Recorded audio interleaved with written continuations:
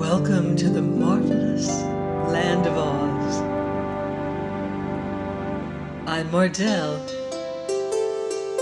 reading Ozma of Oz by L. Frank Baum.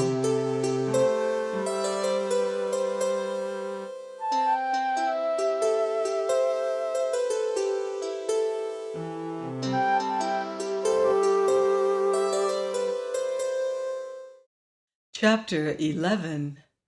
The Nome King. By and by, when they drew near to the mountain that blocked their path, and which was the furthermost edge of the kingdom of Ev, the way grew dark and gloomy, for the reason that the high peaks on either side shut out the sunshine, and it was very silent too, as there were no birds to sing or squirrels to chatter, the trees being left far behind them, and only the bare rocks remaining. Ozma and Dorothy were a little awed by the silence, and all the others were quiet and grave, except the sawhorse, which, as it trotted along with a scarecrow upon his back, hummed a queer song, of which this was the chorus. Would a wooden horse in a wooden land go? Aye, aye, I say he would, although had he not a wooden head, he'd mount the mountain top instead. But no one paid any attention to this, because they were now close to the Nome King's dominions, and his splendid underground palace could not be very far away. Suddenly they heard a shout of jeering laughter and stopped short. They would have to stop in a minute anyway, for the huge mountain barred their further progress, and a path ran close up to a wall of rock and ended. "Who was that laughing?" asked Ozma. There was no reply, but in the gloom they could see strange forms flit across the face of the rock. Whatever the creations might be, they seemed very like the rock itself, for they were the color of rocks, and their shapes were as rough and rugged as if they had been broken away from the side of the mountain. They kept close to the steep cliff facing our friends, and glided up and down, and this way and that, with a lack of regularity that was quite confusing. And they seemed not to need places to rest their feet, but clung to the surface of the rock, as a fly does to a window pane, and were never still for a moment. "Do not mind them," said Tick-Tock as Dorothy shrank back. "They are only the gnomes." "And what are gnomes?" asked the girl, half frightened. "They are rock fairies and serve the Nome King," replied the machine. "But they will do us no harm. You must call for the king, because without him you can never find the entrance to the palace." "You call," said Dorothy to Ozma. Just then the gnomes laughed again, and the sound was so weird and disheartening that the 26 officers commanded the private to right about face, and they all started to run as fast as they could. The Tin Woodman at once pursued his army and cried, "Halt!" And when they had stopped their flight, he asked, "Where are you going?" "I find I've forgotten the brush for my whiskers," said a general, trembling with fear. "So we're going back after it." "That is impossible," replied the Tin Woodman, "for the giant with the hammer would kill you all if you tried to pass him." "Oh, I'd forgotten the giant," said the general, turning pale. "You seem to forget a good many things," remarked the Tin Woodman. "I hope you won't forget that you are brave men." "Never!" cried the general, slapping his gold-embroidered chest. "Never!" cried all the other officers, indignantly slapping their chests. "For my part," said the private meekly. "I must obey my officers, so when I'm told to run, I run, and when I'm told to fight, I fight." "That is right," agreed the Tin Woodman. "And now you must all come back to Ozma and obey her orders. And if you try to run away again, I will have her reduce all the 26 officers to privates and make the private your general." This terrible threat so frightened them that they at once returned to where Ozma was standing beside the Cowardly Lion. Then Ozma cried out in a loud voice, "I demand that the Nome King appear to us." There was no reply, except that the shifting gnomes upon the mountain laughed in derision. "You must not command the Nome King," said Tik-Tok, "for you do not rule him as you do your own people." So Ozma called again, saying, "I request the Nome King to appear to us."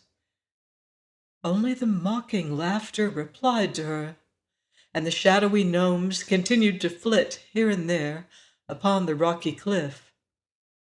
"Try entreaty," said Tik-Tok to Ozma. "If he will not come at your request, then the Nome King may listen to your pleading." Ozma looked around her proudly. "Do you wish your ruler to plead with this wicked Nome King?" she asked. "Shall Ozma of Oz humble herself to a creature who lives in an underground kingdom?" "No!" they all shouted with big voices, and the Scarecrow added, "If he will not come, we will dig him out of his hole like a fox and conquer his stubbornness. But our sweet little ruler must always maintain her dignity, just as I maintain mine." "I'm not afraid to plead with him," said Dorothy. "I'm only a little girl from Kansas, and we've got more dignity at home than we know what to do with. I'll call the Nome King." "Do," said the Hungry Tiger, "and if he makes hash of you, I'll willingly eat you for breakfast tomorrow morning."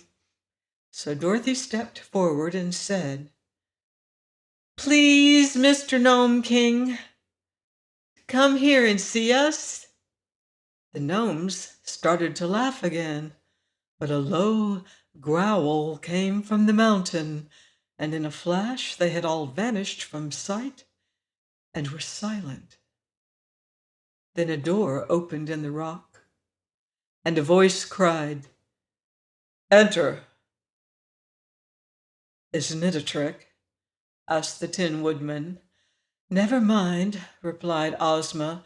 "We came here to rescue the poor Queen of Ev and her 10 children, and we must run some risks to do so." "The Nome King is honest and good-natured," said Tik-Tok. "You can trust him to do what is right."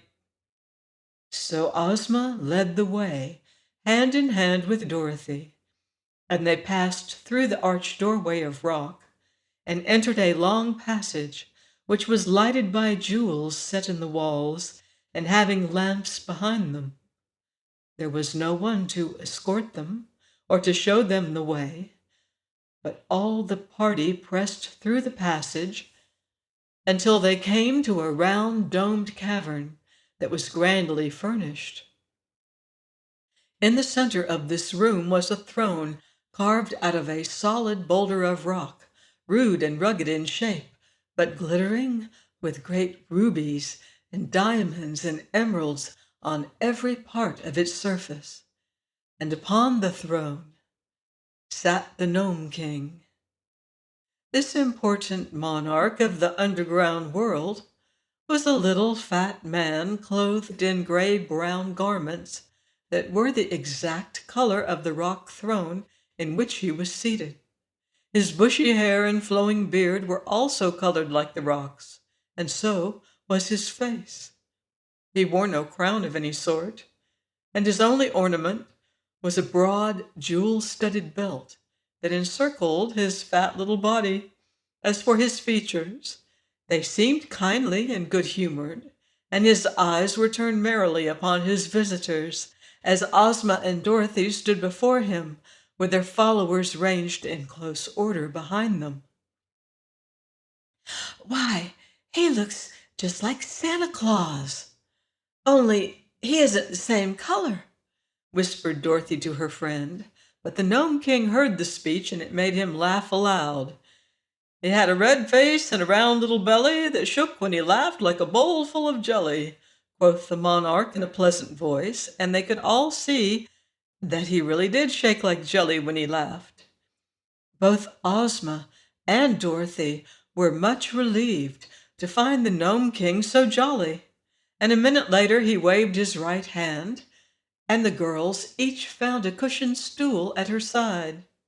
"Sit down, my dears," said the king, "and tell me why you've come all this way to see me, and what I can do to make you happy." While they seated themselves, the Gnome King picked up a pipe, and taking a glowing red coal out of his pocket, he placed it in the bowl of the pipe and began puffing out clouds of smoke that curled in rings above his head. Dorothy thought this made the little monarch look more like Santa Claus than ever. But Ozma now began speaking, and everyone listened intently to her words.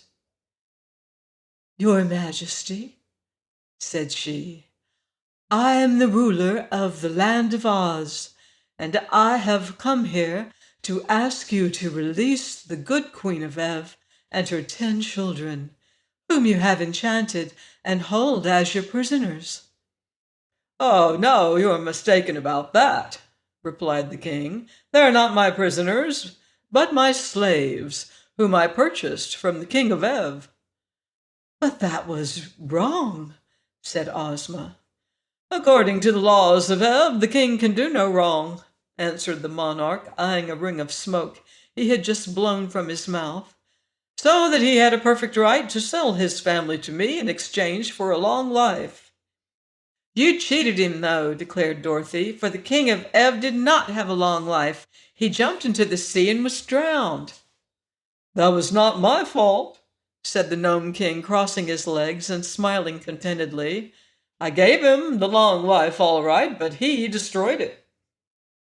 "Well, then how could it be a long life?" asked Dorothy. "Easily enough," was the reply. "Now, suppose, my dear, that I gave you a pretty doll in exchange for a lock of your hair, and that after you had received the doll, you smashed it into pieces and destroyed it. Could you say that I had not given you a pretty doll?" "No," answered Dorothy. "And could you in fairness ask me to return to you the lock of hair, just because you had smashed the doll?" "No," said Dorothy again. "Of course not," the Gnome King returned. "Nor will I give up the Queen and her children because the King of Ev destroyed his long life by jumping into the sea. They belong to me, and I shall keep them."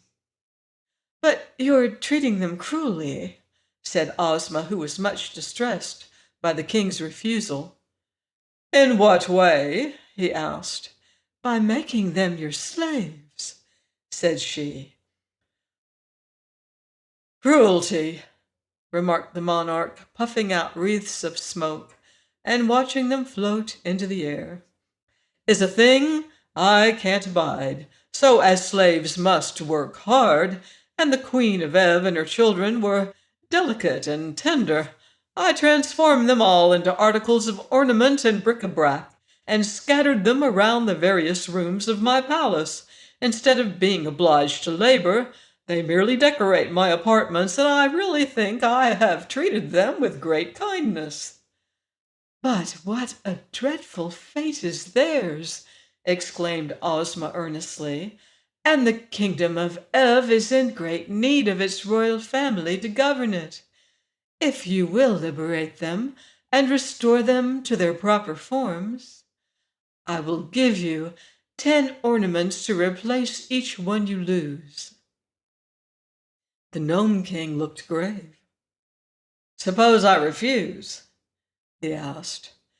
Then, said Ozma firmly, I am here with my friends and my army to conquer your kingdom and oblige you to obey my wishes. The Nome King laughed until he choked, and he choked until he coughed, and he coughed until his face turned from grayish brown to bright red, and then he wiped his eyes with a rock-colored handkerchief and grew grave again. You're as brave as you're pretty, my dear, he said to Ozma, but you have little idea of the extent of the task you have undertaken. Come with me for a moment. He arose and took Ozma's hand, and leading her to a little door at one side of the room. This he opened, and they stepped out upon a balcony, from whence they obtained a wonderful view of the underground world. A vast cave extended for miles and miles under the mountain, and in every direction were furnaces and forges glowing brightly, and gnomes hammering upon precious metals or polishing gleaming jewels.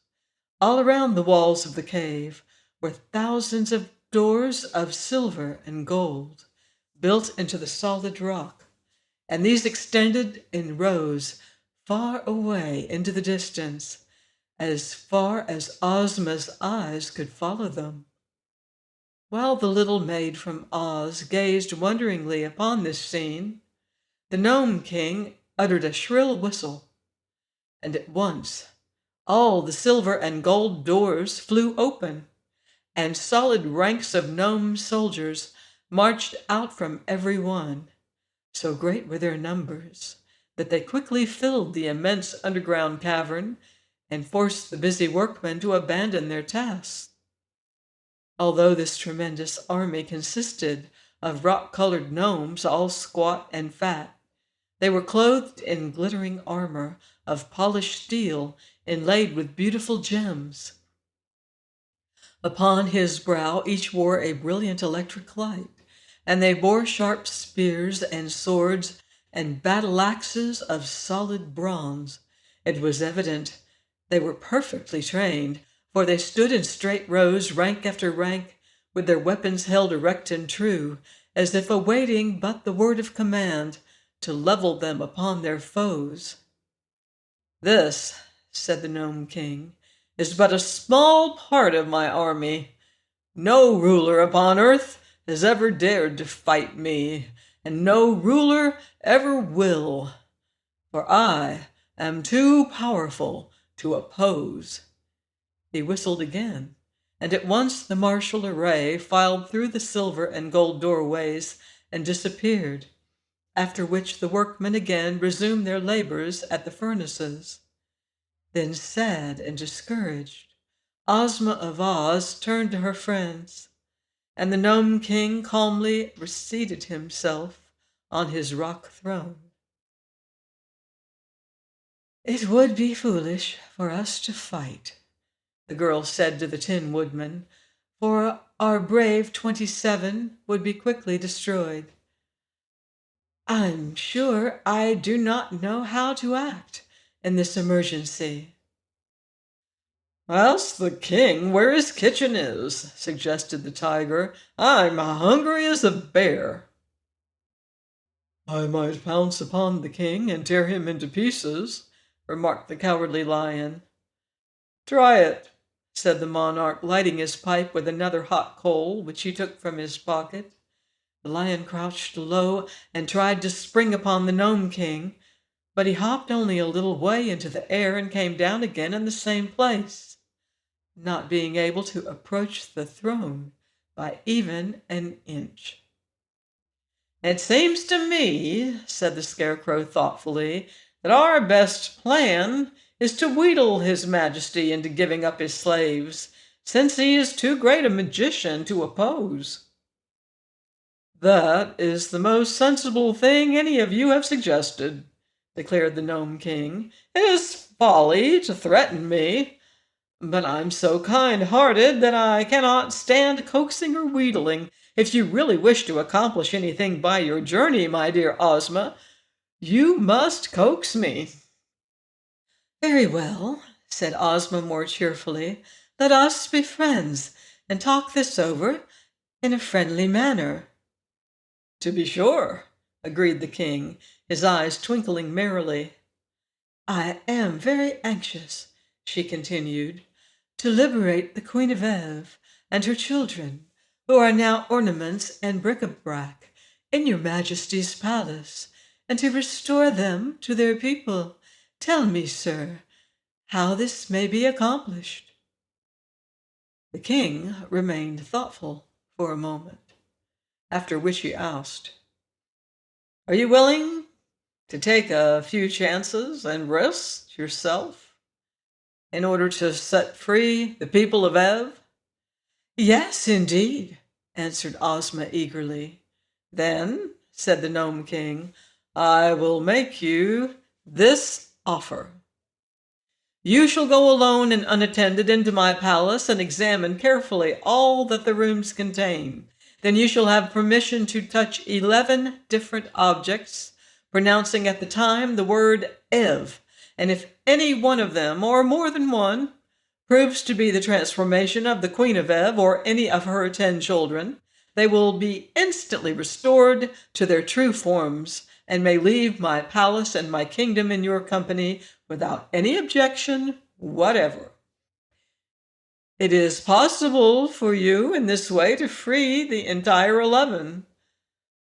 But if you do not guess all the objects correctly, and some of the slaves remain transformed, then each one of your friends and followers may, in turn, enter the palace and have the same privileges I grant you." "Oh, thank you. Thank you for this kind offer," said Ozma eagerly. "I make but one condition," added the Gnome King, his eyes twinkling. "What is it?" she inquired.